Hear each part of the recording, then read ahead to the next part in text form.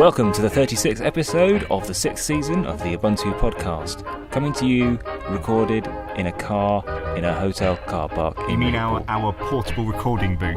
Yes. Studio C. Studio Y Reg. And we have just been going to OggCamp over this last weekend, and we've got a very special OggCamp show for you, which is going to be made up of interviews conducted by our very own Laura. Yes. You've been very busy doing loads of interviews, haven't you? Yes, I did 6 interviews. Okay, go on, who have we got? Stacey Driver, I think it was, from who was selling PCB boards. They produce PCB boards in small. Ragworm, I think. Ragworm, that was it. Anya Maguire from ScraperWiki. Patrick Fenner, who'd built a Minecraft crane. That was really cool. Yeah. James Hugman from Firefox OS. Yes. Mobile phone operating system. Who Alan had a bit of a fight with. Well, it wasn't so much a fight as a war of words. Like a dance battle thing, but without the dance. Dance off. Yeah, kind of. It didn't get physical. No, it didn't. It was well attended, and there were lots of good questions. And it was good points fun. Made, yeah. It was very courteous. Russ DL and Paul Harter, who are a Minecraft artist and 3D printer, respectively, and Kevin Hoyle from Shrimping It. From where? They make like bare bones Arduinos with. They basically get just the chip and some components and a breadboard, and they make sort of the minimum compatible Arduino thing to base other sort of circuitry on. So it's cheaper. Yeah. Oh, fantastic. There's quite a lot of hardware-related stuff. You know, loads of talks at OggCamp, but there was quite a few hardware-related things that were quite interesting to go and play with and learn about, and quite a lot of Arduino-based stuff. Yeah, and Raspberry Pis as well. Yeah, way more Raspberry Pis than any other OggCamp we've ever seen before. Yeah. So, what were your impressions of OggCamp this time around? I think it was the best one so far, and I because I wasn't one of the organisers, I managed to, in my own time, wander around, enjoy the talks.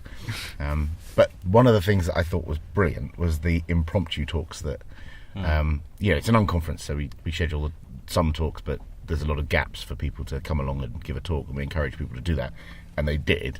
But then during one talk, someone suggested something else they'd like to learn about, and a couple of people had a discussion, and suddenly there was a talk about that new subject appeared on the schedule, and it was really well attended. So it worked out really, really well. Yeah. Lorna Jane did an impromptu talk on basics of Git. Yes. And she'd been hoping not to do a talk all weekend for once. To be fair, it was originally going to be John Spriggs and me doing the talk, and then she spotted it and offered, and we thought that she would probably be better placed to do it and actually be able to, have an air of knowing what you're talking about than we did. It was quite funny to see the look on her face as half an hour dwindled as you and John were talking about your various use cases and how you use GitHub, and she was sat there knowing how many slides she had that she could have gone through, and the amount of time left for her to actually talk dwindled and got down to about 10 minutes, and she powered through loads of slides, really, really good info, and the slides are available online. I think she's tweeted a URL to them, but it's really, really good, really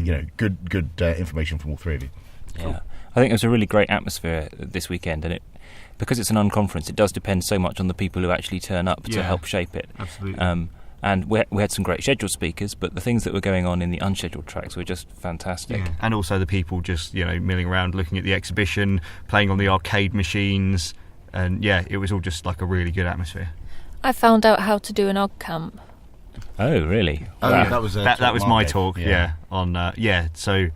I'm sort of trying to encourage people who might have only attended OggCamp before, if you think you'd be interested in helping organise a future event, then we'd very much welcome input from other people. If you've got a bit of time or a lot of time or effort which you think you'd like to sort of contribute to the event, then we'd be very happy to hear from you. Maybe we could recap some of your talk in a future episode. That sounds like a good idea. Yes. There was a few talks that had no slides. There would just be someone standing there holding something and showing it off, or opening a couple of websites and say, these are the websites you get more information, and then just talking. One guy did a talk about quadcopters and tricopters, and I've always looked at quadcopters and thought they looked cool, but some of them are a bit expensive. And he showed us all the really cheap ones you can use to get started, and gave us loads of tips on which ones would be best for beginners, and the right equipment to buy and stuff. And it's kind of kindled my my desire to have a little flying device I can buzz around the kids' bedrooms and wake them up in the morning. Excellent. Well, let's listen to the interviews.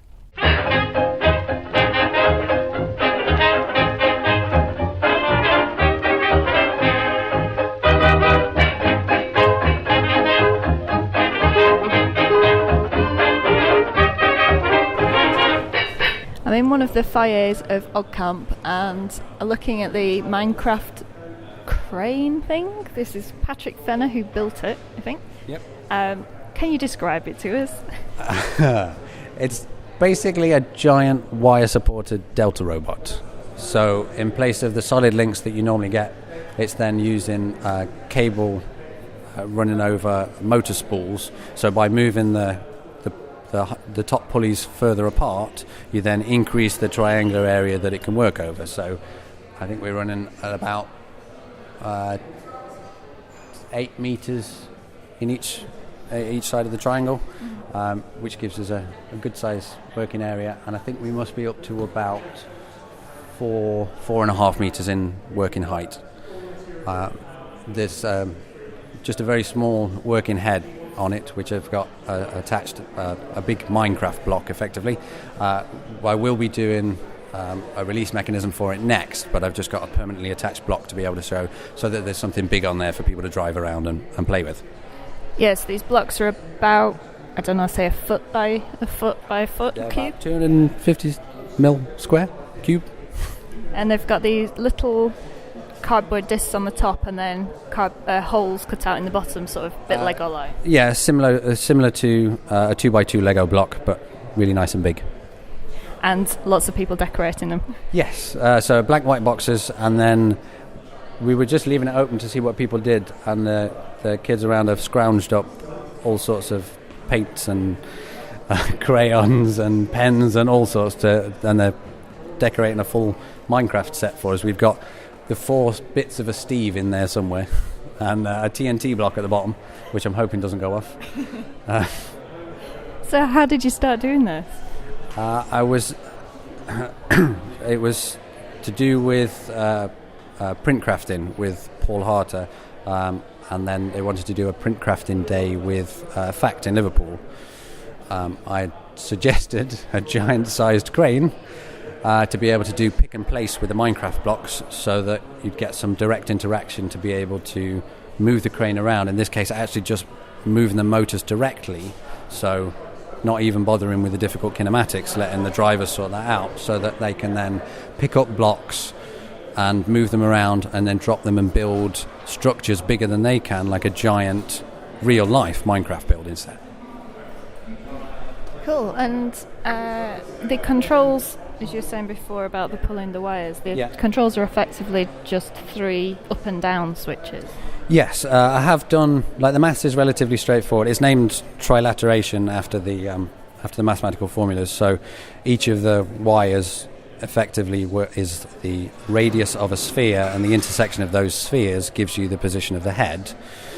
But for when I've done it with the maths left in and doing all the kinematics, it's not actually as good fun to drive as if you just have 3 sticks to raise or lower each of the, or lengthen or shorten each of the 3 wires to be able to then play around and move it yourself. So in the way that it's set up at the moment, moving all 3 sticks up will move the head up, all 3 down moves it down, and then because of the direction we're facing, if you move 2 and 3 opposite to each other, it sweeps across you, and then if you move 1 opposite to 2 and 3, it moves towards or away from you, ish.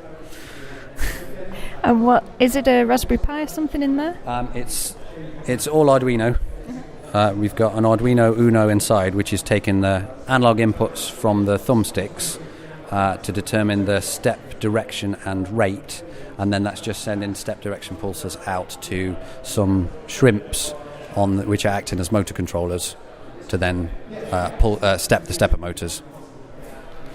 Okay, and what are you going to do next with it? You said about being able to do releases and things. Is that the next thing? That's the next thing. Is then I had a release mechanism to the head. It's because it's really safe around people. There's almost no inertia in the head. Then you can then let people interact with it directly, so they can pass off a block to it, take it up, try and place it, and then, because they're just empty cardboard boxes, it doesn't matter if they fall down and bury somebody. And what do you see happening then when you can do that? We'd like to do some educational stuff around it. We'd actually quite like to do an installation somewhere and to do some courses around it. We've got the blocks themselves, so perhaps to be able to do some of the circuit building stuff that's in Minecraft and do it physically, and then to be able to do, because there is such complex kinematics that you have to kind of do accidentally in order to run it, then you're starting to be able to teach people about even the uses of trigonometry at a stage when they think it's boring. And could you have people building things directly in Minecraft and it just simulates that in reality? Yeah, no reason why not. I have got half of a G-code interpreter for it, so it could then take... I do quite like the idea, because we're working with Paul Harter, who runs Printcrafting, who does 3D prints from Minecraft building plots. If you could then take the positions of the blocks in the building block, the idea was that if you build blocks using a giant pick and place, it's quicker than doing big 3D printing. So it's 3D building, although I think that's a real thing already. Okay, and where can people find out more? Nowhere at the minute. I haven't written it up yet. It will go up on my website. Is def-proc.co.uk. Delta Echo Foxtrot Papa Romeo Oscar Charlie. Cool. And do you have a Twitter account or anything like that? Yeah, is DefProc. Okay. Short for deferred procrastination. Nice. Okay, thanks very much and good luck with it, with your next steps. Thank you. Thanks.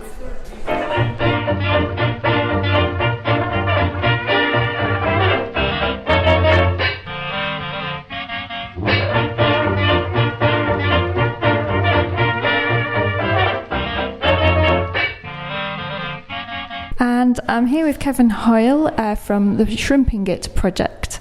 Kevin, would you like to explain what Shrimping It is? Sure, yeah. The Arduino project is a very popular way for people to build devices with behaviour, inventions if you like. And historically it's not been that popular in classrooms because it's expensive to source the boards. And it has some problems, which is, given it's so expensive, you don't tend to be able to give those to the kids to take home. So we started out trying to figure out how to educate teachers how to make an Arduino compatible project in the way that an electronics engineer would do, which is to keep the costs extremely low and construct it by hand using the raw components. And we've been socializing that and sharing more and more detailed information, diagrams, lesson plans and so on, that enable teachers to teach essentially electronics engineering in the classroom. So what we have now is the Shrimp, which is an Arduino compatible. You can make up an Arduino from a bag of bits. It costs us £2. We're selling them here twice our wholesale costs. If you go online to shrimping.it, you'll find lots of information describing the kits that we offer, and also the places that we buy the parts and how much it costs us. So if you want to buy 50, it's well worth your while buying direct from the wholesalers. If you want to just buy one or two to get started, get in touch with us and we can mail them out to you. And what's your background? Is it in electronics or teaching? Or? My background is originally in software, and Arduino creates a great opportunity for turning hardware problems into software problems. You can attach a few sensors to a little computer and then spend the rest of your time designing the behavior in software. And I used that in interactive art for many years. And through that experimentation, figured out some of the simpler ways to use microchips, sensors, to create experiences, if you like. And it's that focus that I'm really trying to bring to the work, which is creating performances as much as learning about code. And my belief is that's going to reach out to people in a way that learning code for itself or learning electronics for itself doesn't necessarily attract people. Whereas when you can see what you can do with it and what you can achieve, and when you see it as a means of empowering yourself and creating crazy things, that's much more like the kind of emphasis we'd like to see. And so that's how we're curating our projects. All of our projects do something. They're not experiments. They don't just flash an LED. They paint words in the air. So that's kind of the emphasis we have. I was going to say, have you got any examples of the craziest projects that have been using this? Well, the craziest, there's a lot of people around the world that are doing crazier things than us with it. I was just watching somebody who built a great big block stacking machine in the atrium of this building with 3 shrimps. There are people that are driving robots with them. The projects that we offer for workshops and working in classrooms involve things like a persistence of vision display, so that paints messages in the air using LEDs. We also have projects like the memory game, which is a clone of the MB game Simon that flashes buttons and you have to remember a whole sequence. And those are things that will give you an entry point to working with prototyping materials, pushing things into a breadboard to make a circuit, and then you'll also see the software, the process of uploading it. You'll even be encouraged to tweak the software a little bit and see the consequences of your changes. That just means you've got that context, you've got that awareness of what's there, and it's a much smaller step for you to then go, well, I want it to do this. I'm going to actually pull all of the LEDs out of that thing. I don't want it to flash anymore. I want it to control this servo, and that's going to be triggered by squirrels. You know, that's the kind of thing we're hoping to see, and we see quite a lot of it online. If you follow our Twitter feed at Shrimping It, there's a lot of people commenting on the projects that they're producing. Well, Shrimping is compatible with Arduino. Is it open source hardware like Arduino? Yeah, in many ways what we're doing is turning the data sheets that come with the Atmel chip into something that is comprehensible by regular people. So it is nothing new. We make no claims about the kind of innovation of the design, but we do focus on making it accessible, making it possible for people to comprehend and to take their early steps, get familiar with the material. So we're really curating what is already known in a community of experimenters, practitioners, engineers, but making it more available for regular people. The shrimp doesn't know it's not an Arduino Uno. It doesn't realise it's a brain in a jar. It thinks it's an Arduino Uno. You treat it exactly like an Arduino Uno, and for most projects it's completely a substitute. Okay, cool, thank you. So shrimping.it is the website. Yeah. And can you say your email address again? Yeah, the Twitter ID would be @shrimpingit. You can send us the contact details at shrimping.it online, so get in touch with us and let us know how we can help. Brilliant, thank you very much, and thanks for coming to OggCamp. Thank you.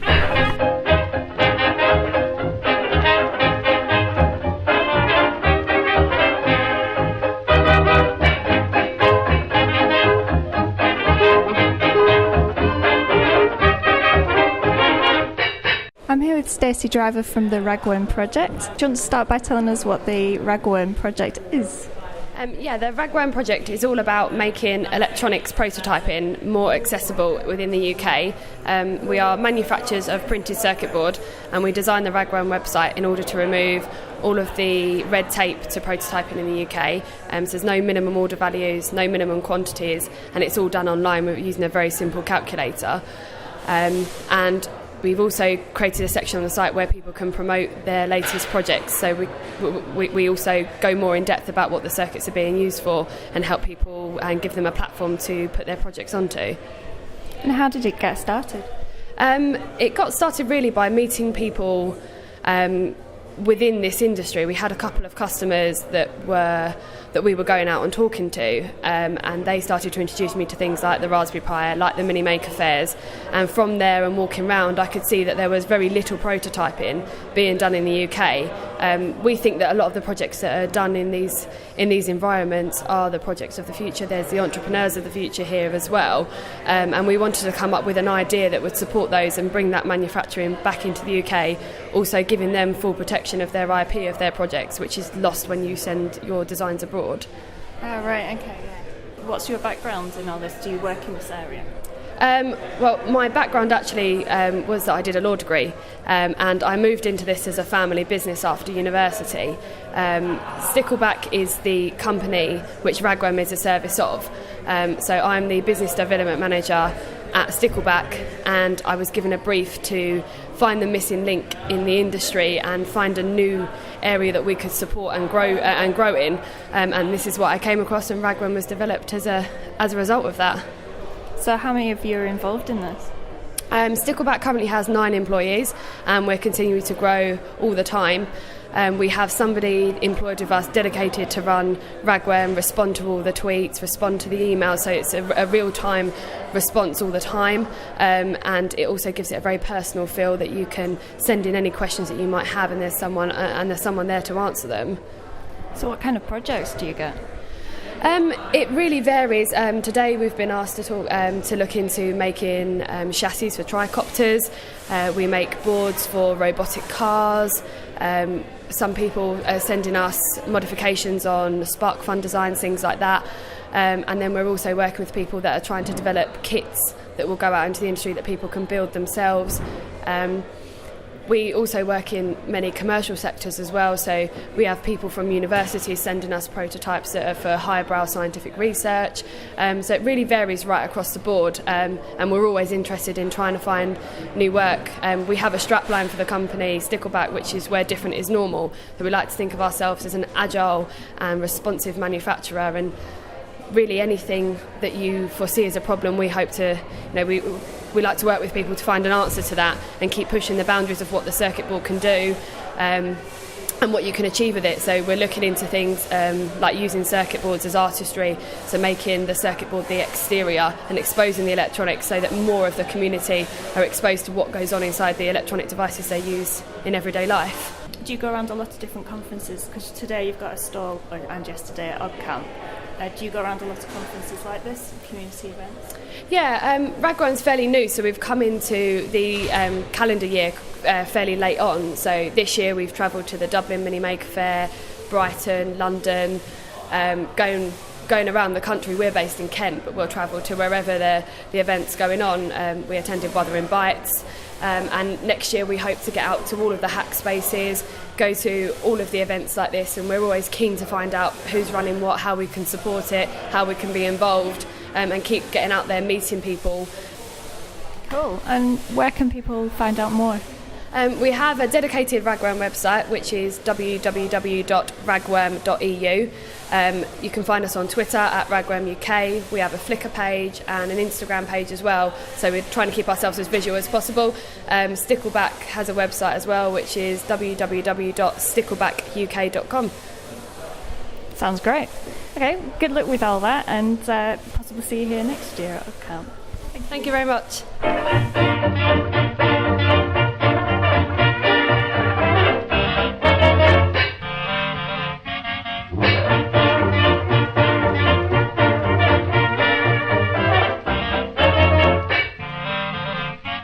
We've got Russ DL and Paul Harter, who are artists and doing things with Minecraft. Could you explain to us what your projects are, just as an overview, please?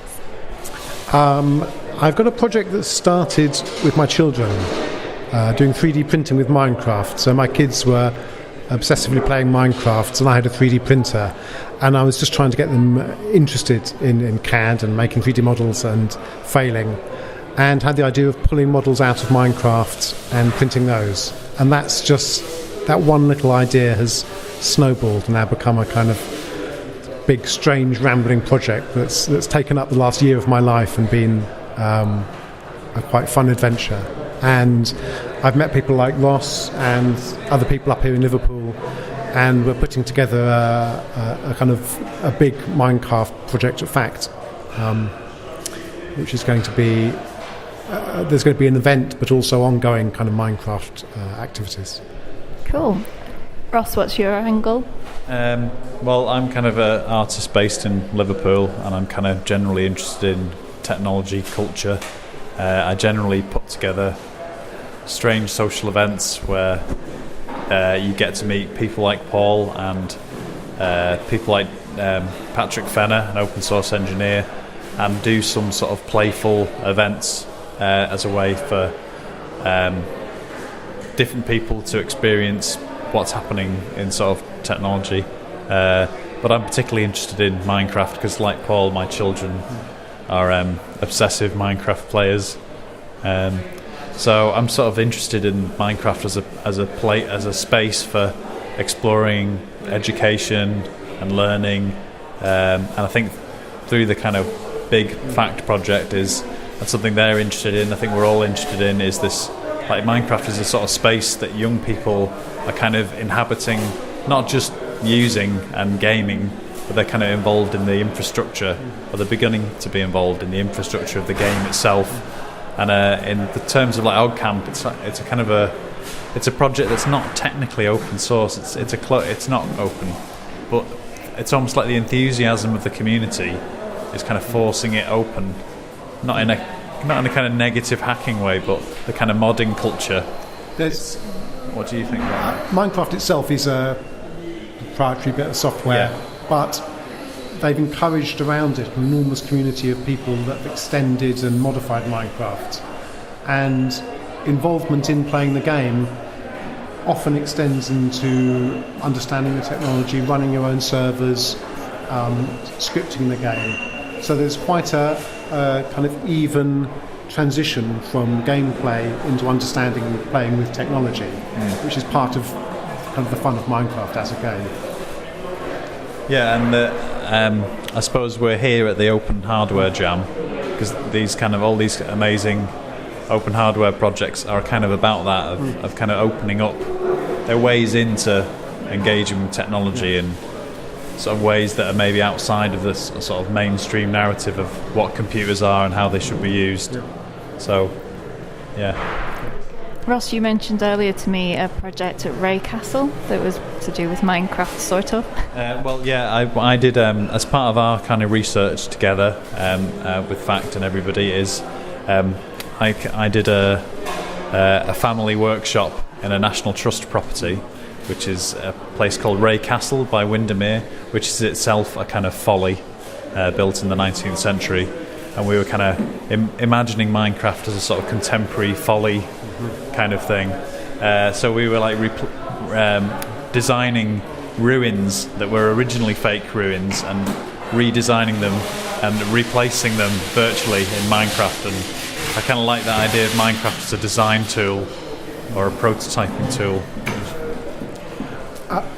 I think the thing about being parents of kids that play Minecraft is very interesting as technologists, because it's a space where parents and children or different generations can come together on very equal terms over the technology. And so often there's adult technology and there's children's technology.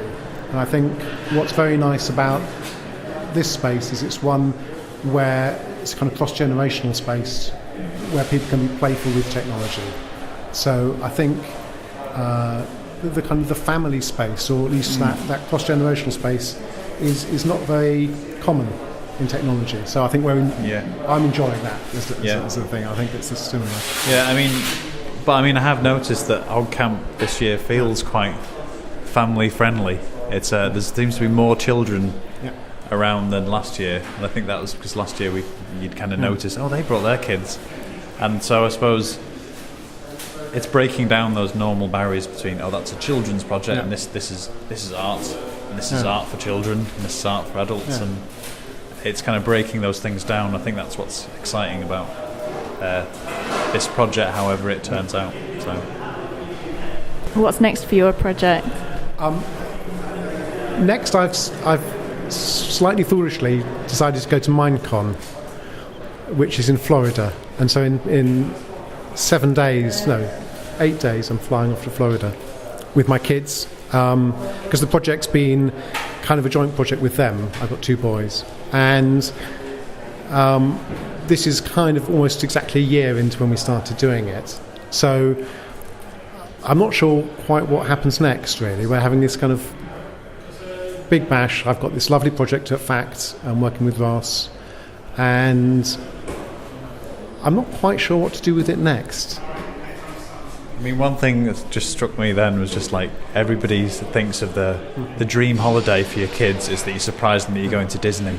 But actually, if I'd told Jacob, surprised him he was going to Minecon, that would kind of blow his mind more than Disney by about a factor of about 6 or 10. I don't know.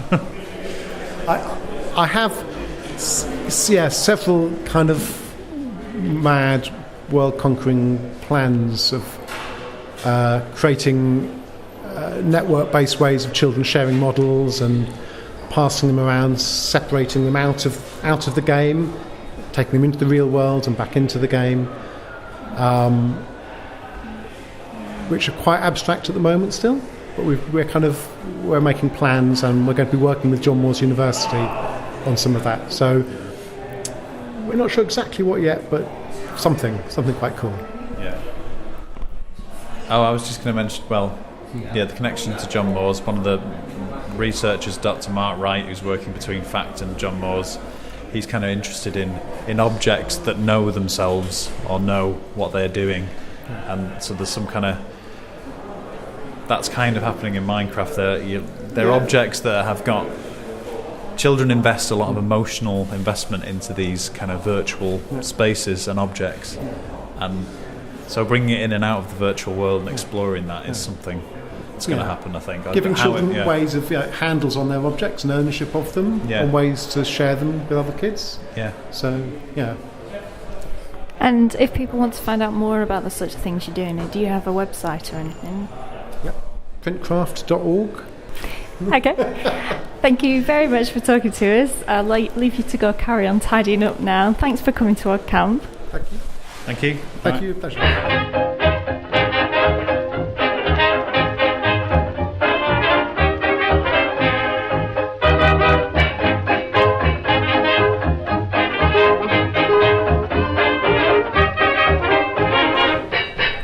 I'm here with Anya Maguire from ScraperWiki. Would you like to start by explaining what ScraperWiki is? Hello. ScraperWiki is a place on the web where coders can write scripts to liberate data. So if they've got information that's unstructured on the web, it might be in HTML or it might be in a PDF or CSV or Excel, and they want to convert that into a structured format for reuse, then ScraperWiki is the place to come. So how does it work? Coders can sign up for an account in ScraperWiki. They can either use what we call a code in the browser tool, where we've got an IDE where you can type in your code and they can write scripts that way. And we've got libraries that are built to easily go off and get the data. Or they can SSH in, and we've got it integrated with GitHub, and they can easily then write in their own preferred language in order to collect the data. So how long has ScraperWiki been going, and how did it start? We opened in 2010. We managed to get some funding from Channel 4, the media company, and we started off, and we still are, very much involved with the media sector, because journalists have a need to focus more on mining data in order to do data-driven journalism. So Channel 4 was a good partner for us. So we ran some what we called Hacks and Hackers Hack Days across the UK and Ireland, 12 to be exact. And we were successful at bringing software developers and coders together to create stories in the media sector. And then we managed to get some funding. We caught the attention of the Knight Foundation in America, which is a big foundation for funding innovation in the media sector, and they gave us a few $100,000 to make a footprint in the US. And have you got any examples of specific things that like stories or projects that have come out of using ScraperWiki data? A recent project that we're working on, which is very exciting for us because it's focused on humanitarian data. It's for the United Nations Organization for the Coordination of Humanitarian Affairs. UN OCHA, as it's known, coordinates all of the agencies on the ground in the event of a catastrophe somewhere in the world. At the moment, the way that works is the agencies are eyeballing lots of different data sets. They have to navigate through the World Bank, or they might navigate through the World Health Organization website. And whilst all the data's there, it's buried and difficult to find. So we've been working on a project to collate approximately 130 or 160, forgive me, data sets about every country in the world, and we're gathering the data from all of these different sources, including the UN itself.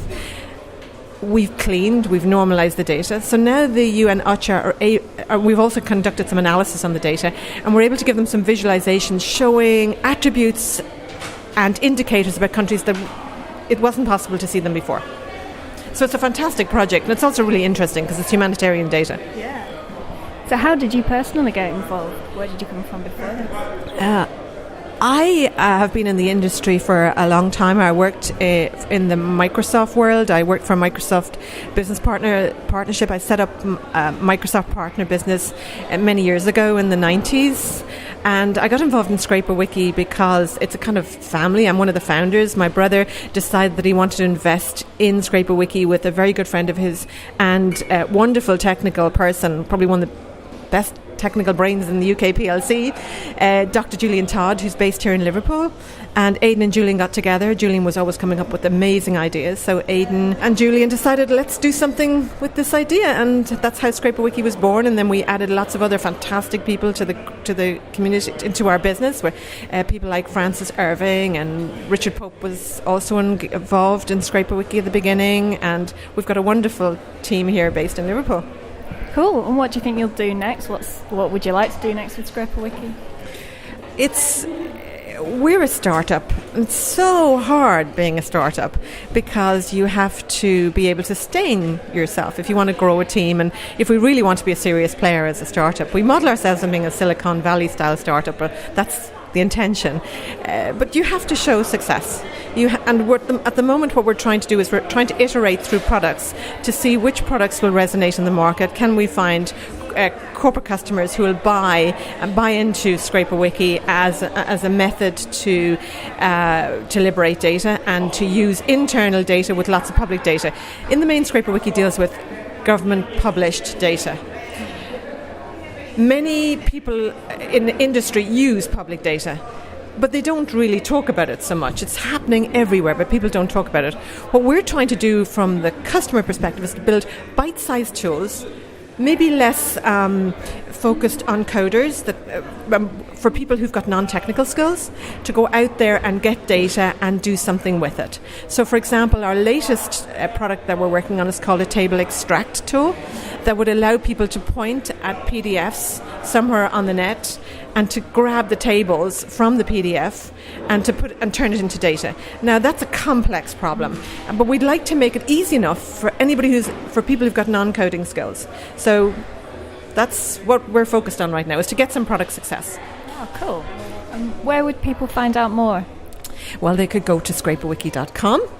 That's a good place to start. We also have a very interesting blog. We're employing data scientists, and one of our data scientists, actually not one of our data scientists, a number of our data scientists are always writing good blog posts about how to analyse data and visualise it, and especially projects like the UN, how we've managed to do that project. So hopefully they'd read our blog and learn more about us by reading our blog. Brilliant. Thank you very much. It was good to talk to you. Thank you so much for giving me the opportunity to talk about Scraper Wiki. Thank you.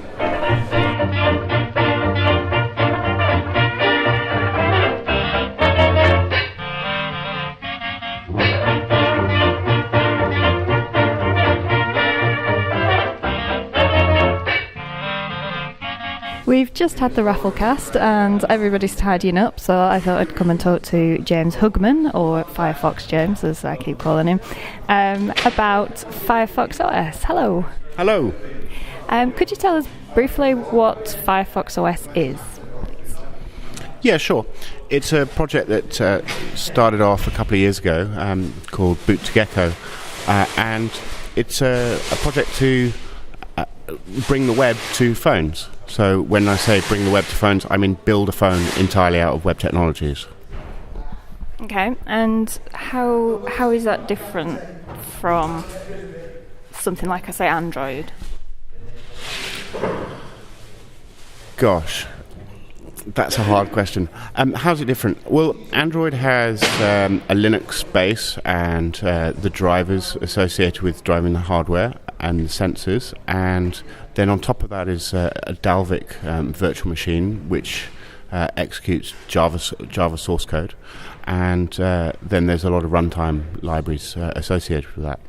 Firefox OS is the same Linux kernel and the same drivers, but it comes up to a certain run level and gets a frame buffer and then passes it straight to Gecko, which is the rendering engine for in Firefox and Mozilla's related products. So once and then Gecko just passes it to a user interface layer called Gaia, which is a JavaScript, HTML, and CSS phone user interface. Cool. And it's specifically for phones? At the moment, yes. I know that in plan is a tablet form factor. I'm not sure further down the line, other than phones and tablets, but and I'm not sure how much I can say about that. Okay. And what sorts of things has it got already? I mean, how finished is it, the project at the moment? Well, for a project the size and complexity of a phone operating system, it's very difficult to define an end state. It's been released in several countries in Latin America and Eastern Europe, but development is still ongoing. So you can buy it on phones already in some places? Yeah, some parts of the world it's possible to buy it. The strategy is to take it to market in places that haven't got very large amounts of smartphones or even internet connections, and that's really an intentional strategy for two reasons: for commercial and marketplace reasons, but more importantly, that's where we can have most impact doing social good. Connecting people to the internet has been shown to be very important and for people's living standards and wage earning potential and happiness, actually. You're not going out competing with, say, Android and iPhone, all the rest, and trying to convert people. It's more going to people who don't already have those sorts of phones anyway. That's right, and going head to head against Android and iPhone and Ubuntu, for example, would, I think, be difficult to do. The market, certainly those former two, Android and iPhone, are massively mature compared to these new incomers into the market. So it would be foolish, I think, to try and compete head on. So possibly I'm not sure whether I can comment with plans to release into the US and Europe, but I think that would be wise to consider in the future. And a big part of that is the sort of the ecosystems and app markets that are available, I guess. Yeah, and at Mozilla we like to say that the web is the platform, and so an ecosystem is very important for a new phone operating system, and that would include the marketplace, the developers who are able to develop, the developers who are actually developing, the tooling around developing for the phone, and Mozilla has a massive head start in as much as if you want to develop apps for it, then all you need to be is a web developer, and more importantly, if you are already developing mobile websites, then it's not a huge leap in technology to make them mobile web apps. Is it essentially just a JavaScript application that you package for a Firefox OS phone? So getting into the detail, there are multiple types of apps that you can have. There's essentially, the simplest one would be a hosted app where you're hosting everything yourself and you're using technology such as app cache to store the data, and you're actually, the install happens from your website, and it gets more complicated, but more like the walled gardens of Android and iPhone, where you have a zip file which is downloaded with all the resources that you might need for an application. And there are permissions systems and signatures and cryptography to protect those sorts of privileged APIs. Something else to say is the installation APIs are actually all built into the phone itself, and so you can construct your own app store, and so you might have rival app stores all over the web, or you might have magazines doing best ofs, which are essentially their favourite apps, or a corporate system which might have the blessed apps, all running their own app stores. A bit more like the internet. Yeah, a bit more like the internet, yeah. Okay, so what do you get already on the Firefox OS as out the box? Out the box, you get a number of standard apps, such as the phone dialer, written in JavaScript, the email client, SMS, the standard things that you might expect. There's also a marketplace, which is Firefox's marketplace. What else? The bog standard ones like calculator and settings, and but it's really the marketplace and the web browser which would be the way to sort of expand the functionality of your phone. I know that there are some interesting plans about having based around the weirdness or the observation of weirdness of having a Firefox browser in your Firefox OS phone.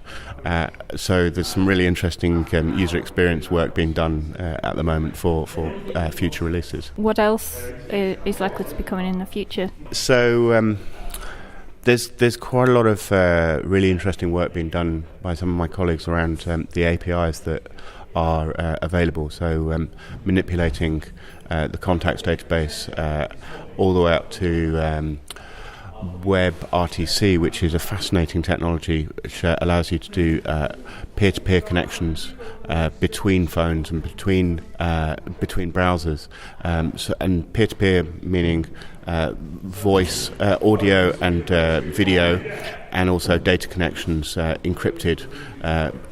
And you as a developer don't have to do anything, and so we've already seen this going from Chrome to Firefox and back again, and Firefox to this is desktop, Firefox to Firefox on Android, and also Firefox OS. So there's some really interesting APIs coming soon. Well, I think that one's already landed. In the coming soon category, I think an interesting thing to talk about would be, say, WebGL on the phone, and the WebGL stuff that I've seen is just amazing. For example, compiling with a technology we do called Emscriptum, which takes in this case the Unreal Engine and compiles that down to JavaScript and WebGL. It's just phenomenal. And that's what you demonstrated earlier today? That's right, yeah. Can you see that demonstration anywhere online? Yes. I believe you need a compatible browser. The one that I was demonstrating was a nightly build of Firefox desktop, but I believe, I'm not sure where it is in the release. But that's at unrealengine.com/HTML5. And in general, if you want to know more about the Firefox OS or get involved even, where would you go? I would start off at mozilla.com. It's nice and simple. Thank you very much for talking to us. No problem, pleasure. Thank you. Thanks.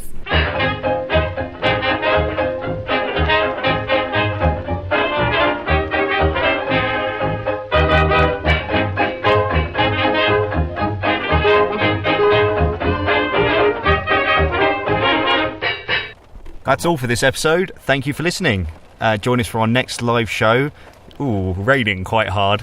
On Inside Studio C. Yeah, Inside Studio C on the 6th of November. Yes, at 20:30 British time, which will be GMT by that point, because the clocks will have gone back. Yes. So big 2030 UTC as well? Yes. If in doubt, UTC. There's a countdown on the website which tells you how long it is to the next episode. Look, it's 8:30. It's always 8:30. It's always been 8:30. Just arrive at 8:30. Yes, as long as you live in Britain. Yes. Which all the right people do. Yes. Okay. Okay, good. Well, we hope you enjoyed that Camp coverage, and I'm sure normal service will be resumed from the next episode with a bunch more random waffle from 4 people who won't be sat in a car in the rain. Thanks for listening. Bye. Bye.